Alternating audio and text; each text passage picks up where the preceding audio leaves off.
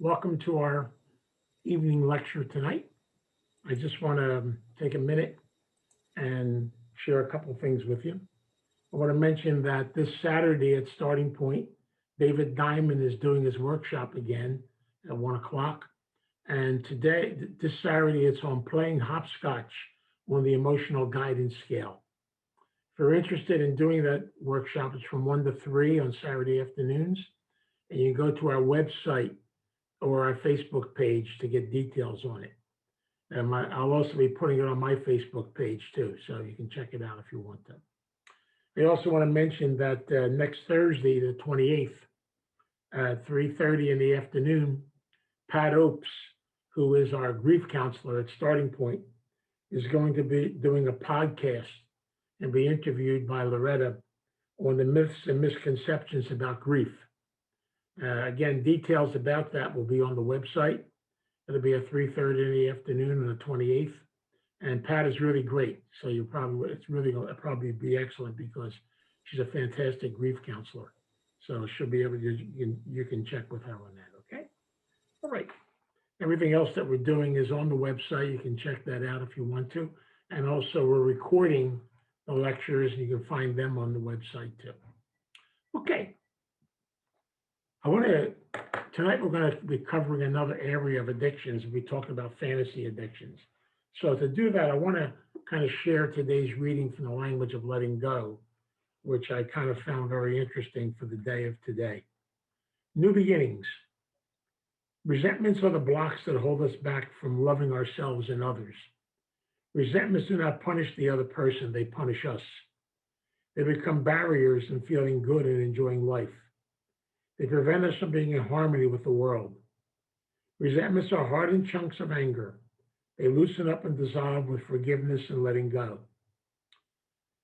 We try our best to see the good in the person, or the good that ultimately evolved from whatever incident we feel resentful about. We try to see our part. Let me put the incident to rest. Praying for those we resent helps. Asking God to take our resentments from us helps too. A better way to begin a new year than by cleaning the slate of the past and entering this one free of resentments. Higher power, help me become ready to let go of my resentments. Bring any resentments that are hidden within me and blocking me to the surface. Show me what I need to do to take care of myself by letting go of resentments, and help me to do that. I wanted to share that because tonight, as we talk about fantasy addictions, I want to kind of clarify what they really are and what they're all about. You know, we talked last week about what I call the illusion of control. Addiction of itself is an illusion.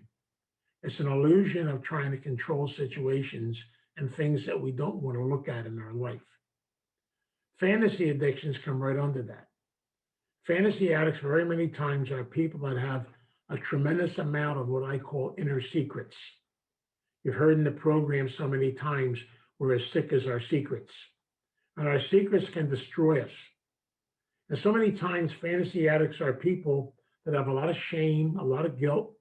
They may have experienced a major trauma, either sexual abuse or things of that effect in growing up. These are people that have a lot of things that basically have literally stripped away who they are. And so as a result, then they have no sense of who they are as a person. There's an empty hole inside of them. And very many times to be able to cope with this and deal with this, they migrate towards fantasies. Or in reality, they make up stories and try to create something they're not. So very many times it comes down to image. The bottom line is, I really want you to understand this. Fantasy addicts, because they're stuck in their shame and their guilt, and there's a tremendous book that really talks a lot about this is John Bradshaw's book on healing the shame that binds you. Very powerful book.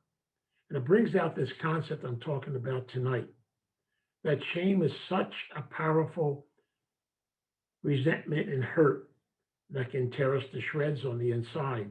And as a result, we literally have to perform on the outside. And so a lot of times we do something called, discernment, or we basically have a tendency to disassociate, which means that the shame and guilt is so powerful, we create almost a fantasy world to go into for survival purposes. The scary part about it is we believe that world because that world literally becomes the normal to us. And so many times it's very difficult to work with fantasy addicts because they migrate towards certain types of addictions, and that block is so powerful on the inside that they literally perform to stay in their shame, even though they deny they're in their shame. This does not make a lot of sense to you. I want to try to let it make sense because it's almost like I have this block inside of me I don't want to face, I don't want to deal with. I don't want anybody. Now, I'll speak from a personal level on this because for a long period of my life, I had no idea who I was. I was basically dead on the inside, but I had to basically function in this outside world, and the outside world became my reality. We see this in a lot of areas. The major addictions that come under this are things such as drugs and alcohol. And I mentioned before, these are the unmanageable drug addicts and alcoholics. Their life is totally crazy and totally insane. But if you ever try to face them and deal with them, they're in a constant process of denial. And also, they do a lot of blaming of somebody else. And so, what I'm doing basically, I'm taking the garbage that's inside of me and I'm dumping it on everybody else. I become very critical, very angry. And as a result, then I have to constantly put somebody else down so I can feel better. Also, under this comes sexual addiction. And sex addicts are very powerful in this area. It's almost like literally I migrate towards the fantasy and the insanity and the craziness because it's almost like this is my normal. But at the same time, I'm able to perform externally on the outside. We see this a lot of times in sexual addiction because very many times you'd be very surprised to find out who basically migrate towards this addiction. People that basically are in positions of power, people that basically run companies, people that are great business people. They have a tendency very many times to have this hidden life underneath. And sometimes that life might just be a feeling of emptiness. I have no idea who I am. So I have all these expectations of how I have to perform. I almost have to make people. And so we see this also in narcissism. People get caught up in this because as a result, then deep down inside, they're very sick. They're very empty on the inside. There's also something hidden in there all the time that they're scared to look at and deal with. And so as a result, they need everybody on the outside to tell them they're okay. With it also comes other addictions, such as relationship addictions. As I mentioned before, they be involved in relationships that basically I can't be involved in, but I want to be involved in them, the fantasy-based relationship. They'll never go anywhere, but I have to live in a fantasy world for my survival thing. We see this very many times also in things such as working at jobs that basically are doomed to failure. But I do them because it's like my image about my outside. I remember very many times when I worked in drug programs years ago. We worked in a lot of court-committed drug programs back in the late 70s and 80s. And a lot of times we have people who then have nothing to their name. But as soon as they got into a rehab, if they got a day off, they would walk around and make believe they were somebody. And so many times we see people that will buy a fancy car and drive it for a couple of weeks and then it gets repossessed. It's called a fantasy. So everything, what happens with fantasy addicts a lot of times also is they're so much caught up in the secret world. And therefore they constantly migrate towards disaster. They cause problems, but at the same time, they will not own their own problems. A lot of times we see this in pedophiles. People have secret lifestyles. And that's why these addictions are very difficult to work with because usually people are very much embedded in them. And the only thing that really pulls them out or gets them to another dimension is usually some kind of tragedy. Something has to happen. It's almost like so many times, it's almost like I try to live this image. I try to live on the outside, but then I get found out. Then comes the shame, then comes the guilt, then comes the things that come and play with it. You know, compulsive shoplifting, power addictions, where enough is never enough. where literally I constantly have to have everything, that control issues, things of that effect. What's so powerful about this is many times underneath of it all, there are traumas, there are emptiness, there's a lot of expectations. It's almost like I get pushed to be something I'm not. And as a result, I don't like who I am. I don't want you to find out who I am. So what do? I literally create somebody else and believe it. That's the scary part about it. And so very many times people normally don't really get into recovery until they either have a breakdown, something happens to them that brings them back into reality, but also forces them to have to look at it. We see a lot of times people have psychotic breakdowns. People on these types of addictions get into trouble legally. And so many times it brings people back into the reality. I've worked with addicts, I work with pedophiles, I work with people in different areas of life. And I realize so many times we call these the secret addictions. And what's so scary about them is, very many times, as soon as people find out about it, it brings disgrace, it brings dishonor, all types of situations. Also, a lot of legal problems come into play with it too. And so when we talk about these addictions, we talk about the concept is I'm actually avoiding and running away from things I have to look at on the inside. And so as a result, then I literally create this image world or this outside world. And basically I live in it. I want everybody else to live in it with me. So I'm constantly looking for people to tell me I'm okay. I look for my affirmations on the outside. And I have a hard time handling any type of criticism. I have a hard time being critiqued. I have a hard time with these things that happen. As soon as somebody finds out stuff about me, I begin to fall apart. And unfortunately, in the recovery process, we talk about the recovery process now, so many times there involves either a breakdown, people actually going to the bottom. I've seen people almost attempt suicide over this stuff. It's like your world has to collapse. The fantasy world has to collapse and the reality world has to come into play. And the hardest part of these addictions is having to finally face reality and face the things you have to face. I want to share this in a little bit of my own personal self because in 1972, just to give you an idea of my own life, not that I fit too many of these, I fit some of them. But the concept is, I believe very basically that I lived out the fantasy of somebody else, the fantasy of my mother. And so I was in the priesthood, and it was an image for me. It was a cover. It was a safe place to be because people saw only the outside, they didn't see the inside.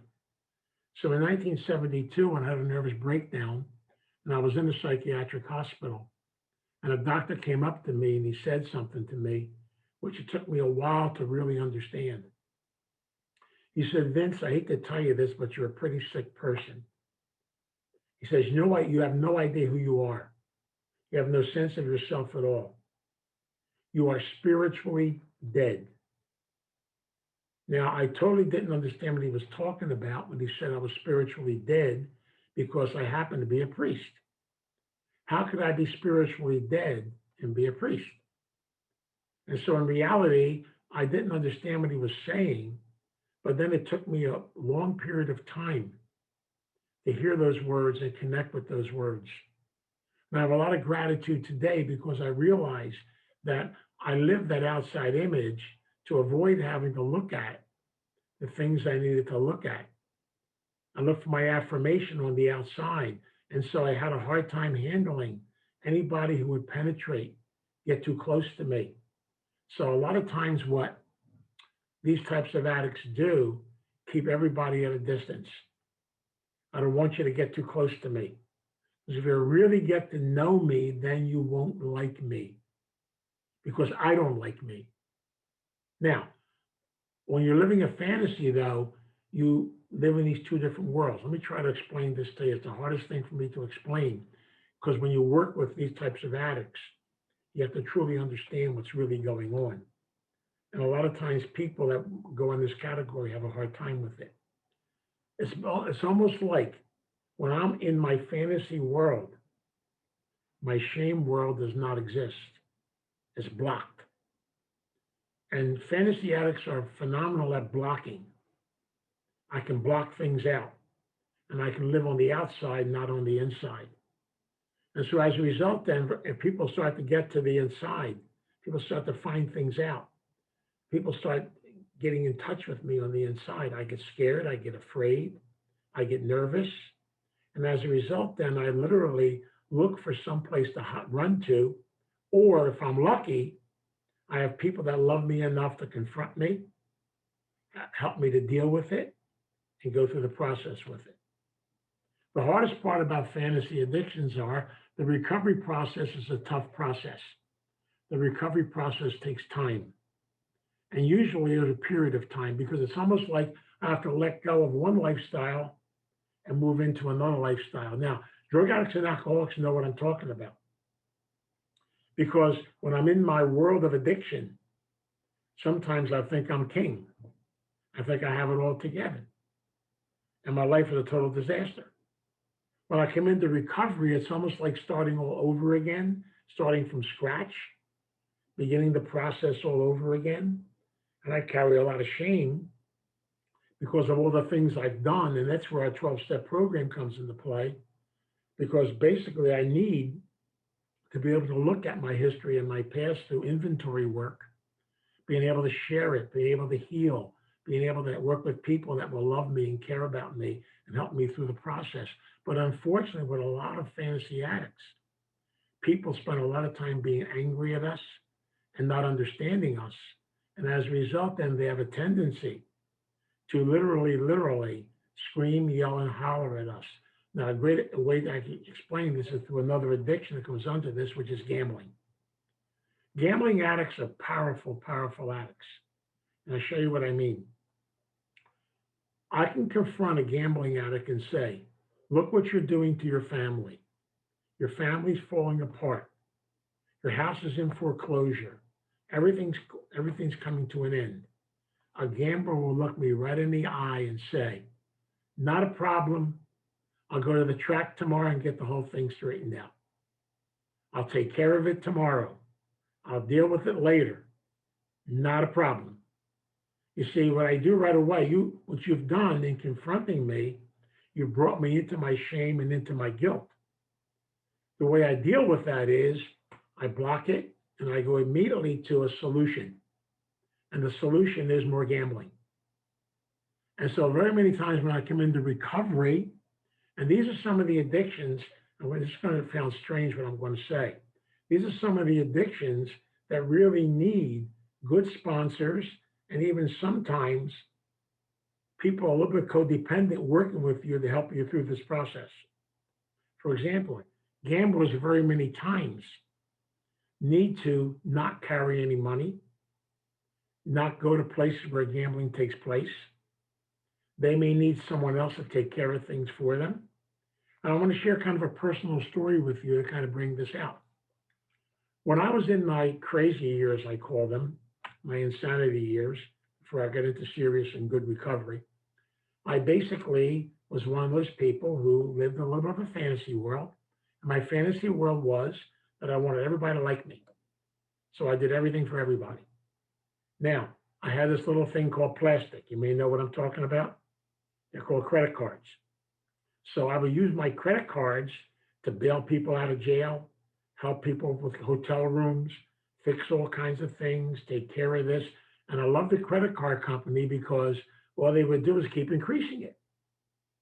So believe it or not, in my crazy years, before I dealt with what was going on inside of me, I went over $60,000 in debt from giving money away to people. I always tell addicts, you would have loved me back then because I would have paid all your bills for you. I would have did everything for you. And they did love me, but they didn't really love me. See, people will use me and take advantage of me. But to me, I call that love. But as a result, then what happened when I finally did get into recovery, I needed to literally take all my credit cards, cut them.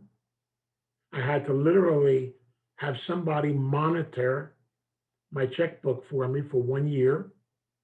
I literally had to have somebody take care of my finances for me. It was almost like being in bankruptcy because I took a loan out from the bank. And it took me almost 2.5 years to get back on my feet and get back to my own self. And finally, slowly but surely, to begin to pay my own bills and do my own things and move in a new direction. But if it wasn't for my 12-step programs, if it wasn't for therapy, it wasn't dealing with some of the traumas and things going on inside, it wasn't for the help of someone who did that work for me and helped me through it. Because I literally, if left on my own demise, I would have been back in trouble again. And so I've realized over and over again that so many times, that's why I love that thing that Bradshaw talks about healing the shame that binds you. Because shame is such a killer. It can rip you to shreds on the inside. And when you have shame about your body, about who you are spiritually. And I was spiritually dead. I didn't know it. And today I'm grateful in a lot of ways for the recovery program. I'm grateful for my meetings. I'm grateful for the people I'm connected to. I'm grateful to so many people today who had the courage to work with me, to guide me through things, and to take me to a different direction of my life. I never went to many of these particular addictions, but I did go to the world of fantasy and the compulsive spending and stuff to that effect, which literally almost destroyed my life. But it's scary because what I never realized was I had all this garbage buried inside of me, and I was scared to get it out. In my office, I have a plaque up on the wall. It's a photograph of a very special man in my life. You know, he was a very special person. He was part of my journey. I don't really want to mention his name, but he was my therapist. He was a person that helped me through this journey and took me in a lot of directions that changed my life completely. I have a lot of gratitude towards a lot of very special people whose names I can mention over and over again, who are willing to sponsor me and work with me and help me through things in the course of my journey. If it wasn't for them, I don't know where I'd be today, but I call them my angels today. He died a few years ago, my therapist, so I have a plaque right above my desk to remind me of the beautiful things he did for me, how he helped me to go through a lot of transition in my own life and a lot of changes. But I'm grateful today and a lot of gratitude for all the people that took me in these directions, for all the people that helped me in this process. And I realized today I have to learn something called boundaries. I have to learn how to be able to put things in perspective because I still have that compulsion inside of me to wanting to help everybody instead of making sure I help myself.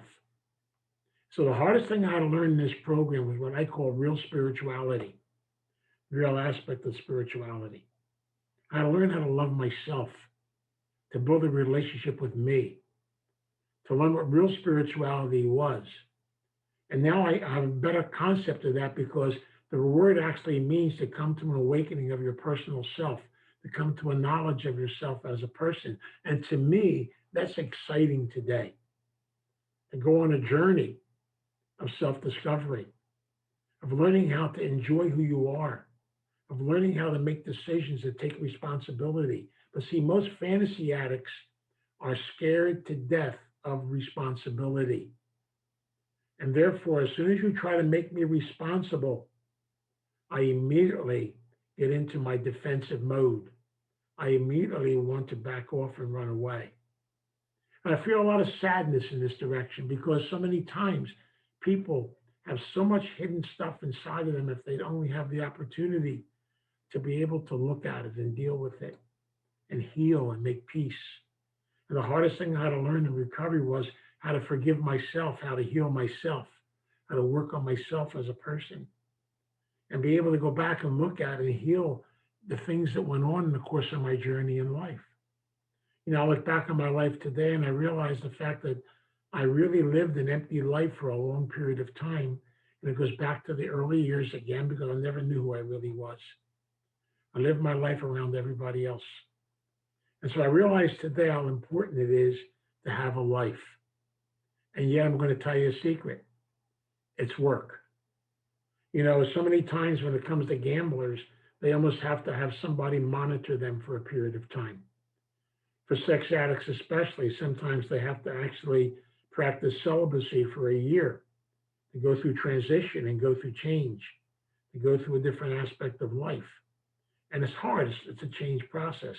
On that, and going to a new direction in life is really scary when you're used to the old. I'll give you a good example of this. I had two girls I met one time at Starting Point who came in for an intake, and I did their intakes individually. And I found it very interesting that both girls knew each other. They were very close, and they both were expensive call girls. Well, here's two girls that made, in basically the aspect of addiction, over $3,000 a week.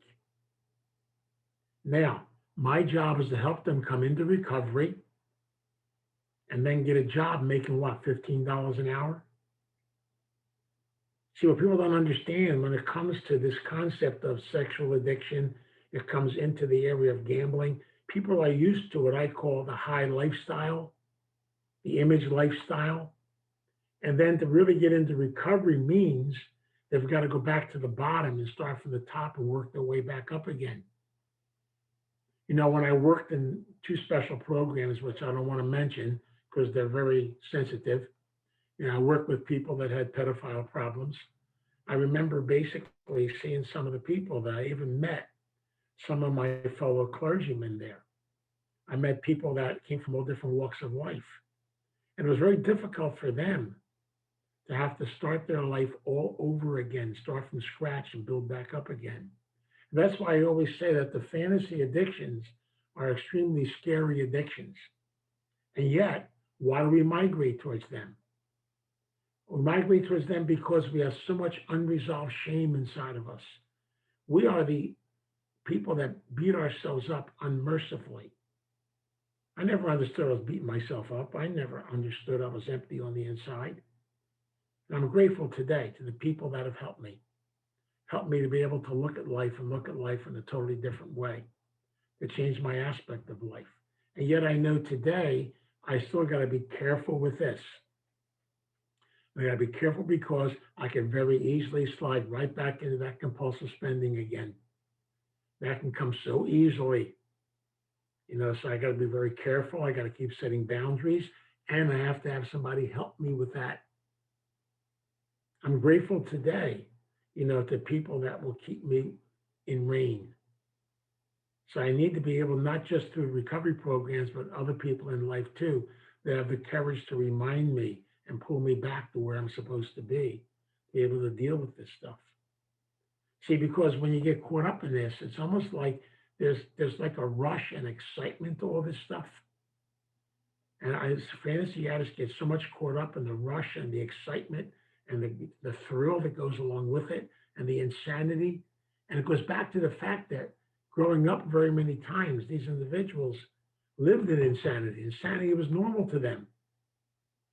And so therefore they have a lot of secrets and they move forward.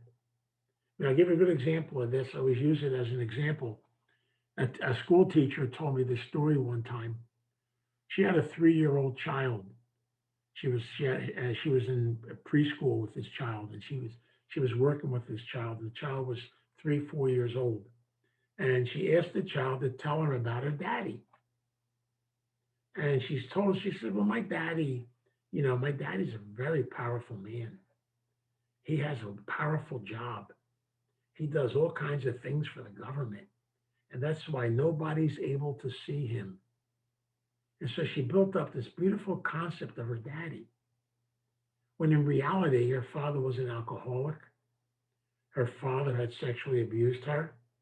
Her father had all kinds of, she was living in total insanity. But on the outside, she created a picture of the daddy she always wanted. She wanted this magical daddy. And so people very many times with fantasy addictions migrate towards the magical world. But then when that world falls apart and caves in, they begin to fall apart and cave in. And as a result, then they get scared, they get afraid. And the scary part about it is if they don't get help and get guidance and get direction. And I'm so grateful today because we have so many beautiful 12-step programs. We have GA, we have SA, we have Sex and Love Addicts Anonymous, We have different types of programs. We have AA, we have NA. We have all these programs that help us to work through the aspects of shame. But so many times, if we have something much deeper and much more powerful, we may need therapy.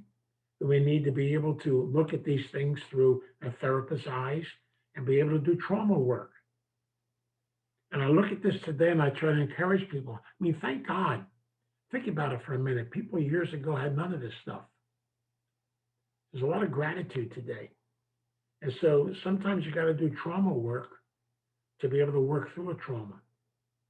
And there are people that will take you through this and help you through it. And so with a lot of gratitude, a lot of love, I look at these addictions. I don't look at them negatively. I look at them through the eyes of prayer. And I realize that people that migrate in this direction are scared to go back and look at the real person inside of them. And that's why it's so important to pray for them and not to put them down, not to look at them negatively, but to realize the fact that they need help, they need direction, they need guidance. And thank God we have a recovery program today that speaks to this, that is open to this, will help us so many different directions with it. We thank God for the gift of the 12 steps, the gift of recovery, the gift of things that will lead us in a lot of different directions today. And that's why I'm so grateful in my own life. And I'm grateful for the people I work with and people I've experienced with this. And I share all this with you because this is stuff I've experienced with people around me. I don't have a problem working with these types of addicts, but I do understand them. And I see them in prison a lot of times too. When I was a prison chaplain, I'll tell you a story. When I was a prison chaplain at Trenton State Prison, I worked in the room building in Trenton State Prison. You may not know what that is. That's the section of the prison for the criminally insane. And there were some very interesting people in that place. I used to go there and bring communion and spend time with them and play cards with them and hang out with them. And people always said to me, how can you hang around those people? What they didn't understand, when I was there with them, they were the nicest people on the face of the earth. And very many times, I would hear a confession and they would never talk about stuff they did. It was always mundane things because basically they blocked that world. And so they looked like a normal human being, like a normal person, but they had this little life. And that's why they were there. And there was a form of insanity. And so as a result, then they literally had to pay for what they did. And I felt bad very many times because I really felt they were people that needed a lot of therapy, a lot of treatment, a lot of work. And they got some, but not enough. Usually when it comes to gambling, when it comes to sexual addiction, when it comes to many of these power addictions, even when it comes to drugs and alcohol, we're talking about not just an overnight program. We're talking about a 2 or 3 year process of recovery and more, or a lifetime process of recovery. And I know that dealing with sexual addiction, the recovery process for sex addicts is a 3-year process in therapy. It's a process we take people through to help them through the process with it. So it's not an overnight thing because it means changing your lifestyle. It means looking at a whole totally different direction. It means opening up to a whole different world. And so a lot of gratitude and a lot of love today, I can say, and I'm grateful that we have treatment for this today. Because I really recommend very highly, if you want to learn more about this, go to get Bradshaw's book. It's online, Healing the Shame That Binds You. It's a powerful book. And it brings out so powerfully what so many of these people go through in this direction, and especially when it comes to these types of addictions. And so I really believe that's important for our growth process and for us to be able to look at life and see life where it's going to take us. Because the bottom line is very simple. We're all human beings. We all have our faults and our failings, but we also have our spirit that makes us who we are.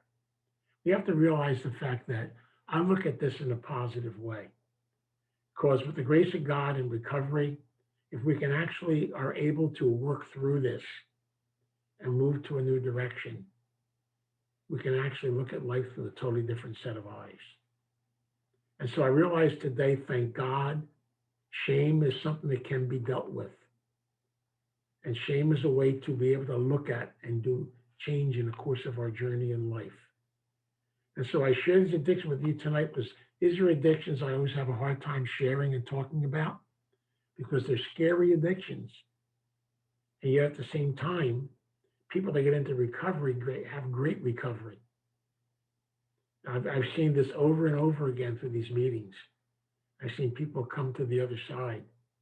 But unfortunately, to get there, sometimes they have to have either legal problems, get into trouble, have psychotic breakdowns, fall apart, and then finally get some help. Because when you're up on that fantasy plateau, it's almost so hard to come down off of it. It's so hard to be able to make change. It's so hard to go to the bottom and start over again. And so I really ask you, please, to keep these types of individuals in your prayer and to know that there is treatment and know that shame is something that can kill anybody in this world. It takes our life away from us. So try to keep that concept of addiction. What is addiction? It's an illusion of control. It's trying to avoid looking at the things I really need to look at. And as a result, then I have a tendency to create a fantasy world or a make-believe world to avoid the feelings of dealing with what's really going on inside of me. And as a result, then you have to learn that sometimes it's good to be able to look within. I thank God every day for our 12-step programs, for steps 4 through 9, especially the inventory steps that help us to cleanse this stuff and work through a lot of this stuff, to work through a lot of new areas in our life. There's a lot of gratitude for the people that work with these types of addicts. They're not easy to work with, and yet at the same time, they're rewarding to work with. We have a therapist at our place that all he does is work with gamblers, and I love this guy. He's fantastic. He really does a great job. I love people that specialize in these areas, and I thank God every day for my good friend who's no longer with us, Dr. John O'Connor, who specialized in working in these areas. He was brilliant at doing this. God rest his soul. There's so many special people out there that are good at working at this, and I have gratitude for that today. And so I say this in a very positive and powerful way today, that these addictions can be they can tear you to shreds, but they can also build you up. I've seen the miracles. I believe in the miracles. I believe in the people that have come through this. And I can tell you 35 stories of people that are miracles. Unfortunately, these are diseases a lot of times that when it comes to recovery, you can't talk about the individual because there are very many times there are individuals that have positions in the world and you really can't get into it too much. And so remember this phrase, which is so important in recovery. We are as sick as our secrets. Secrets will kill you, they'll destroy you, and we have to learn how to share them, not with the whole world and not on national TV, but to share them with people we trust, people we feel close to, and people who have the courage to help us through this process. And I thank God every day for those people that have the courage to work in this area. So I share them tonight because I really want us to understand these addictions and understand them a little bit more. If you want to really understand this whole concept of shame, I recommend Bradshaw's book, because Bradshaw has done a tremendous amount of work in this area. And I really understand that today because it helped me tremendously to understand it too. And so tonight I want to offer a prayer in a very special way for these individuals who go through these struggles, to try to get them to understand over and over again, there is treatment and there is help. And the bottom line is there is a higher power to guide them and be part of them on their journey. So let us pray. God, we come before you as a family tonight. We come before you in prayer. We ask that you be a guide that you strengthen and help us on our journey. Teach us not to be afraid to look within ourselves, to begin to see the things that hold us back. Teach us deep down inside, God, to help us to be able to reach out to others. Teach us not to be afraid to share our secrets, to talk about them, to be able to loosen them, to be able to do them with discretion, with people we trust and are comfortable with. We thank you, God, every day for sending these types of messengers into our life. Help us to understand this sickness of addiction so powerful, to understand how it affects so many lives in this world, but to also realize the importance of treatment, the importance of help. And with your help and your guidance and your direction, and through our faith in you, we're able to help others and guide others on the journey to recovery.